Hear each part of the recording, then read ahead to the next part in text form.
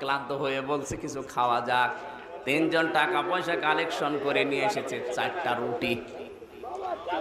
তিনজন বলছে 3টা খেয়ে এখন আমরা একটু ঘুমিয়ে পড়ি, কারণ এখন তো একটু খেলাম, ঘুম থেকে ওঠার পরে ক্ষুধা যখন লাগবে তখন বাকিটা খাওয়া যাবে। মুসলমান বলছে না, ওইটা ছেড়ে খেয়ে ফেলো, ওর খাওয়া খালে ধান্দা। ইহুদি আর খ্রিস্টান বলছে না, এখন আমাদের পেটে অন্তত কিছু আছে, এক কাজ করি, সবাই এই গাছের নিচে ঘুমিয়ে পড়ি, ঘুমের ভেতরে যে স্বপ্ন দেখবে আশ্চর্য, সে ওই রুটি খাবে।